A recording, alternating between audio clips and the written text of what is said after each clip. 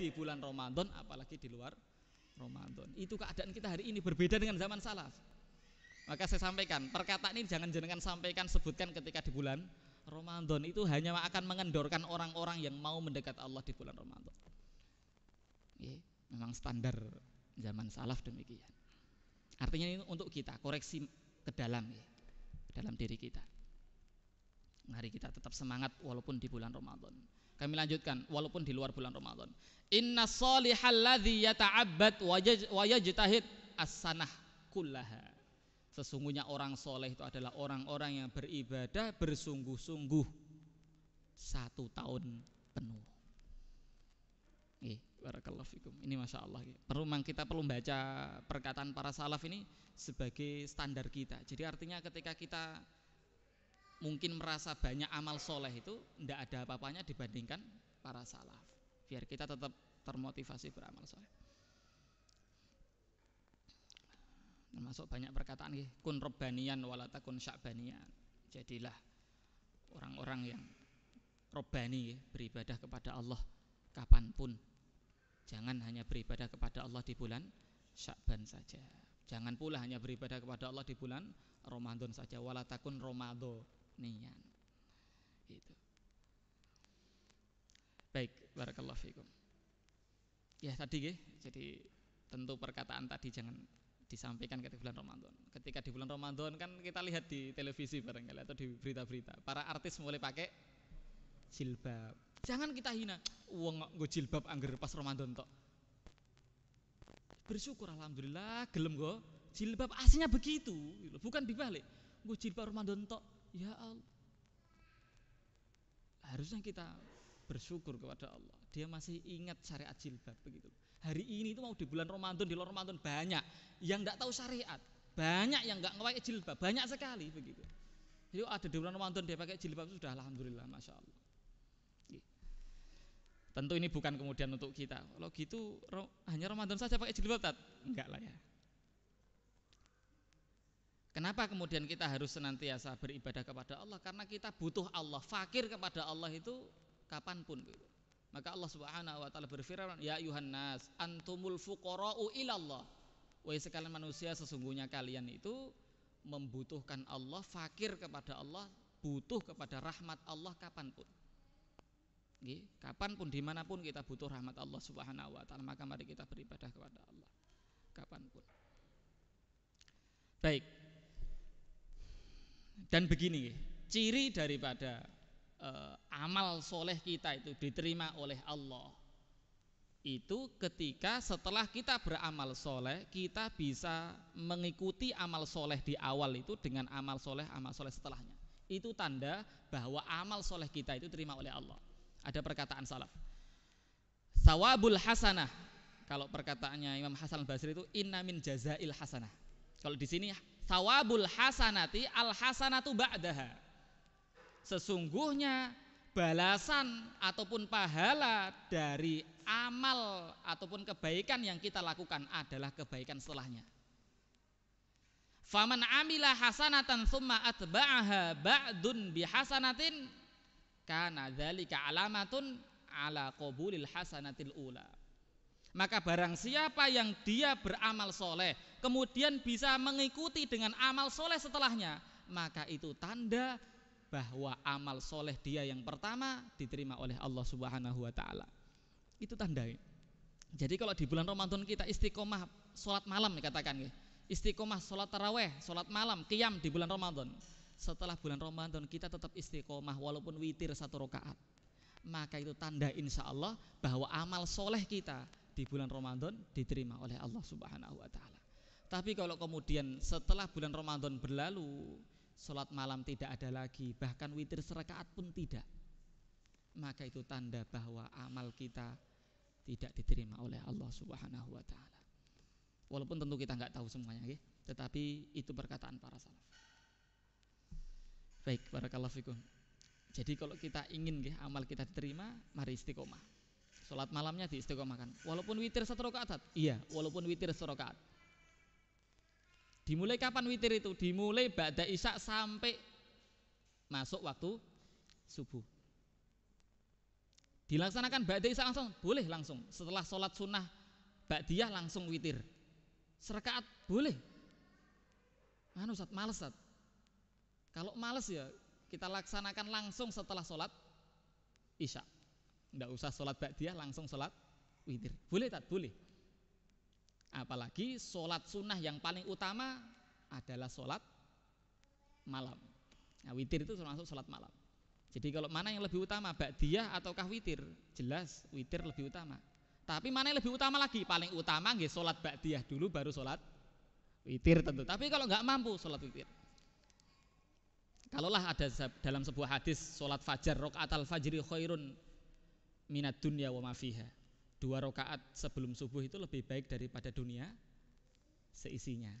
Maka kami sampaikan witir lebih baik daripada sholat qobliyah subuh. Jadi kalau pahala qobliyah subuh itu sampai demikian, maka witir jauh lebih baik dari itu pahalanya.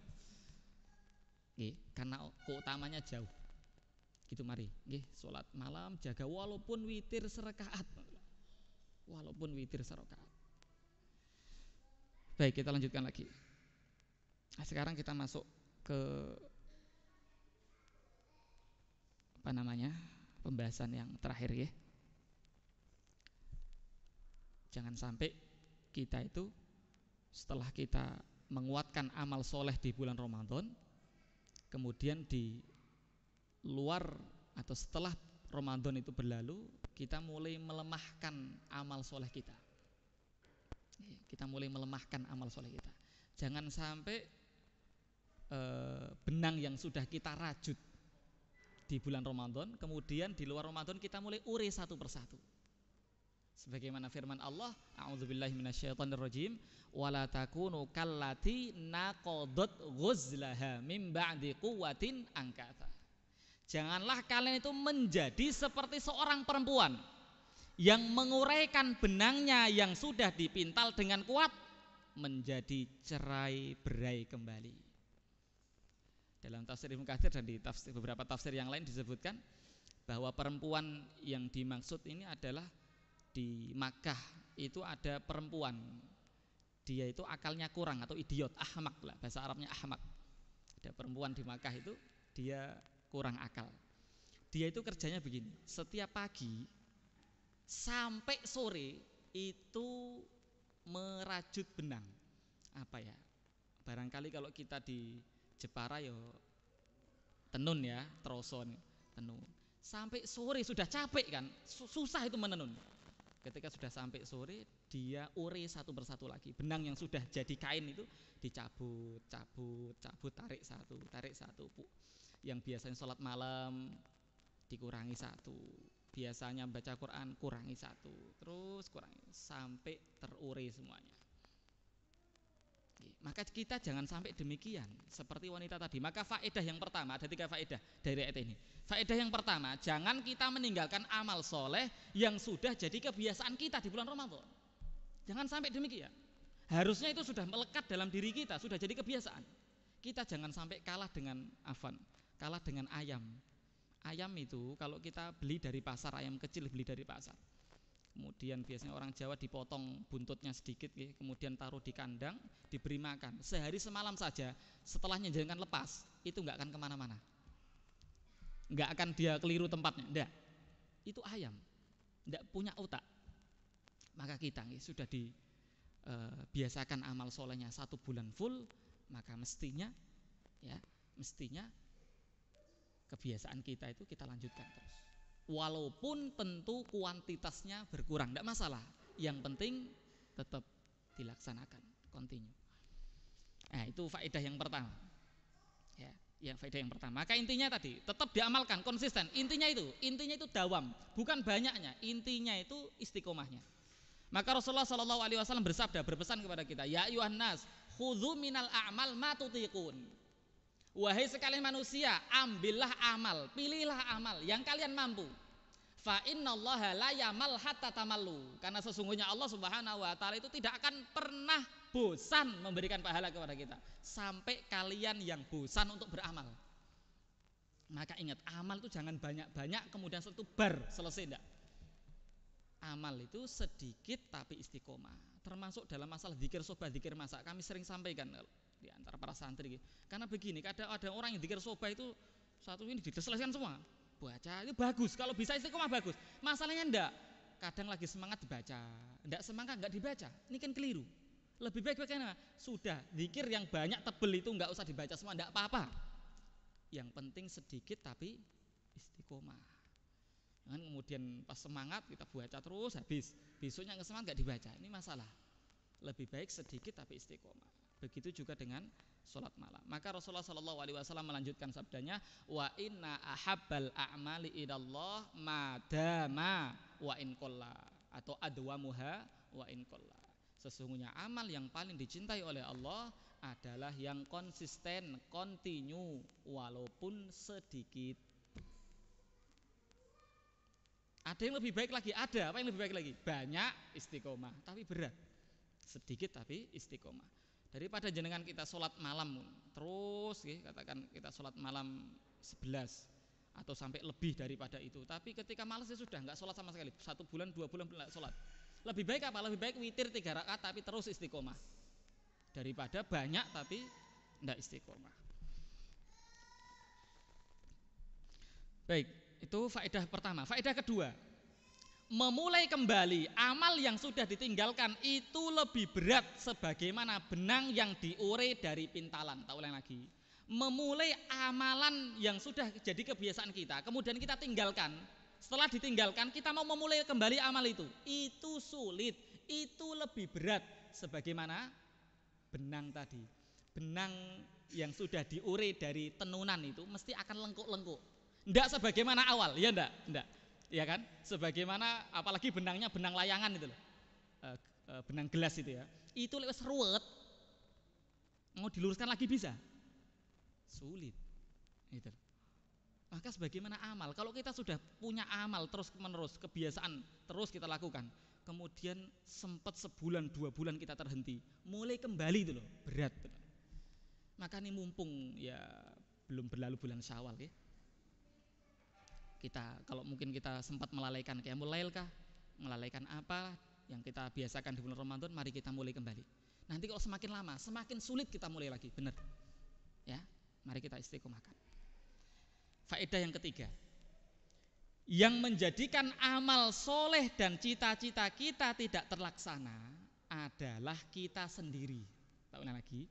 Yang menjadikan amal soleh kita dan cita-cita kita tidak terlaksana adalah diri kita sendiri.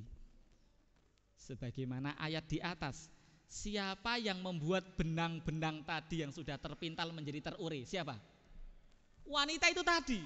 Dia yang menenun, yang menggabungkan benang-benang sampai menjadi kain. Dia pula yang menguraikannya. Maka kita diminta oleh Allah Subhanahu wa taala untuk senantiasa berlindung kepada Allah Subhanahu wa taala dari buruknya diri kita. Maka setiap khutbah Jumat kan khotib sering membaca innal hamdalillah nahmaduhu wa nasta'inuhu wa nastaghfiruh wa na'udzu billahi min syururi anfusina. Pakai sin nggih. Ingat jangan sampai pakai sin, kadang kebolak-balik. Min sururi anfusina. Kalau sururi anfusina berarti dari kebahagiaan diri kami. Tapi min sururi syarrun, dari keburukan diri kami.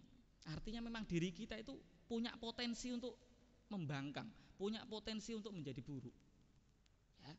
Maka sebenarnya tadi kalau kita punya cita-cita, kita punya target, kita punya amal nggak terlaksana, itu karena diri kita. Jangan salahkan setan. Gitu. Memang setan itu membisiki, tapi dia tidak mampu untuk menggerakkan diri kita untuk, kecuali kalau sudah dikuasai, kuasai betul ya, mungkin ya. Tapi setan itu hanya memberikan bisikan. Maka ketika dari kiamat setan itu nggak mau dicela. Fala talumuni walumu angfusakum. Kue do nyalake aku, celah diri kalian, salahke awakmu dhewe. Saya kan nggak bisa ngapa-ngapa, saya hanya beri bisikan. Kita sebenarnya, maka setan nanti dia berkhutbah, jangan celah aku, celah diri kalian sendiri. Dia itu hanya bisa memberikan bisikan. Barakallahu fikum. Begitu kurang lebih ini sudah jam 11. Semoga Allah Subhanahu wa taala memberikan nikmat kepada kita, nikmat istiqomah melanjutkan kembali amalan-amalan yang sudah kita biasakan di bulan Ramadan. Tapi nganu Ustaz, di bulan Ramadan saya biasa saja Ustaz. Lah kalau di bulan Ramadan kita biasa saja nih, di bulan Ramadan kita mulai bangkitkan ya. Karena Allah Subhanahu wa taala berfirman, "Wa'bud rabbaka hatta ya'tiyakal yaqin." Beribadahlah kamu kepada Rabbmu hatta ya'tiyakal yaqin, sampai datang kepada kalian al yaqin. Yakin di situ bukan keyakinan. Jadi kalau kita sudah yakin sama Allah enggak usah ibadah, Sat. Bukan gitu. Yakin di situ maksudnya adalah al maut. Jadi beribadahlah kan kepada Allah sampai mati. Jadi batas akhir ibadah kita adalah kematian. Barakallahu fikum. Barangkali itu yang dapat kami sampaikan. Semoga bisa memberikan kita motivasi. Mari kita kembali bersemangat untuk beramal soleh. Taklim kita, baca Quran kita, ya, sholat malam kita, apapun yang kita sudah biasakan di bulan Ramadan. Walaupun kami ingatkan, walaupun kuantitasnya berkurang, walaupun lebih sedikit tidak masalah. Yang penting tetap istiqomah. Di bulan Ramadan barangkali kita sebulan bisa menghatamkan 3 kali, 2 kali, 1 kali minimal ya. Maka di luar Ramadan paling tidak setiap hari kita baca ya, 1 juz atau kurang daripada itu, setengah juz, atau kemudian 3 lembar, 2 lembar, 1 lembar, 1 halaman. Tidak bisa tak? Tidak bisa yang mendengarkan ya. Tidak bisa tak? Ngapusi. Maksudnya tidak bisa no. Kita punya HP, setiap kita punya HP. Kalau kita pakai motor bisa pakai headset, tapi jangan keras-keras ini, dibel orang dari belakang kedengaran kaget mana. Dengarkan. Kalau di mobil kita dengarkan Al-Quran, Masya Allah. Begitu, barakallahu fikum, rekan-rekan, teman-teman sekalian, bapak-bapak sekalian yang sudah tidak lagi muda barangkali, yang masih tetap semangat, tidak masalah, yang penting jiwanya muda. Daripada badannya, fisiknya muda, umurnya muda, tapi semangatnya tua, masalah kan? Barakallahu fikum. Begitu, barangkali ada pertanyaan atau dipandu Mas Pandu, Mas Nopo, Mas Idon, monggo.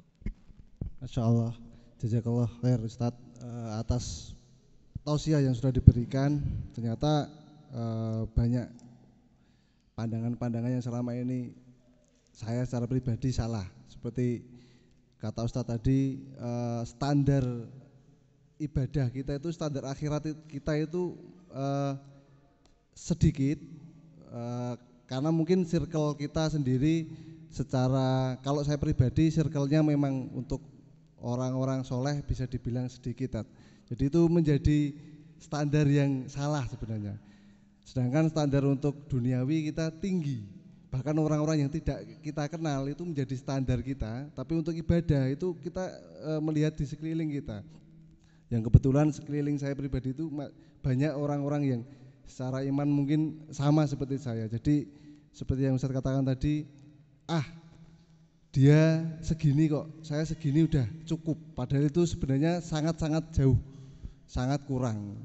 Nah, ini menjadi motivasi kita untuk mencari teman, mencari sahabat yang secara iman, secara ketakwaan jauh di atas kita. Kadang saya pribadi dan teman-teman di Pemuda Hijrah itu agak sungkan kalau berteman dengan ustadz mungkin, karena secara selengean, secara bahasa-bahasa guyon itu kita mungkin masih jauh, Tat. Mungkin ada beberapa bahasa yang kurang enak didengar. Kita takut kalau itu sampai tersampaikan ke telinga ustadz itu. Nah, tapi secara ilmu kita masih jauh dari itu. Nah, semoga teman-teman yang di sini bisa menjadi teman-teman kita juga di luar kajian tentunya, agar kita juga ada yang mengingatkan, tidak cuma di kajian tapi juga di tongkrongan gitu kan. Mungkin dari teman-teman ada yang mau bertanya tentang seputar kajian yang barusan atau mungkin di luar tema. Insya Allah nanti kalau misalkan Ustadz bisa menjawab, bisa dijawab sekarang. Kalau tidak nanti bisa jadi PR. Dari Akhwat, Bu boleh ditulis, kalau yang dari ikhwan bisa langsung.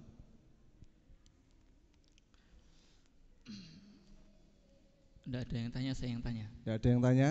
Kalau tidak ada yang tanya, Ustadz yang tanya. Ini lebih menakutkan ini.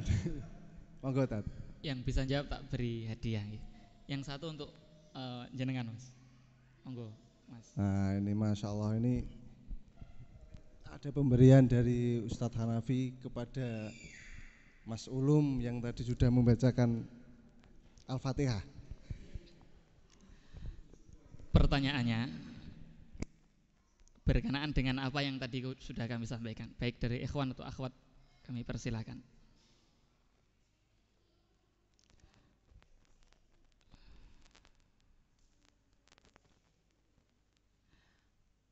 Wala takunu kallati naqadat ghuzlaha min ba'di quwwatin angkatha. Janganlah kalian menjadi seperti perempuan yang dia itu sudah memintal benang dengan kuat, kemudian dia uraikan. Itu kan tadi kami sampaikan. Yang terakhir itu ya. Nah, sebutkan salah satu faedah. Satu tok. Salah satu faedah dari ayat tadi. Monggo langsung. Monggo nggih. Satu-satu aja.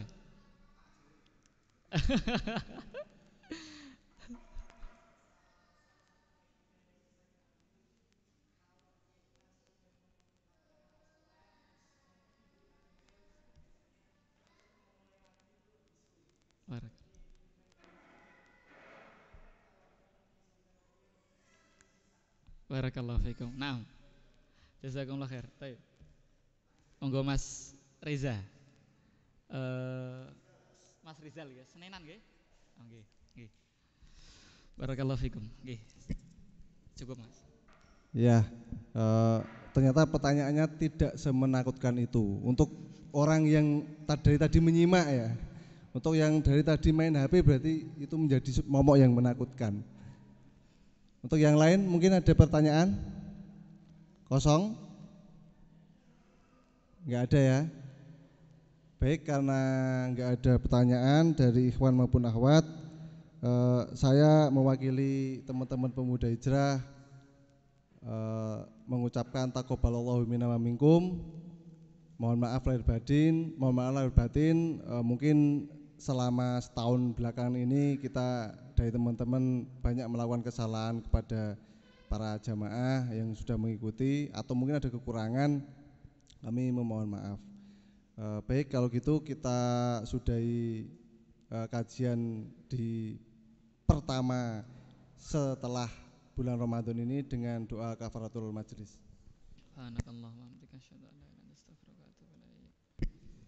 Baik, saya sebagai moderator mohon maaf apabila ada salah-salah kata. Wassalamualaikum warahmatullahi wabarakatuh.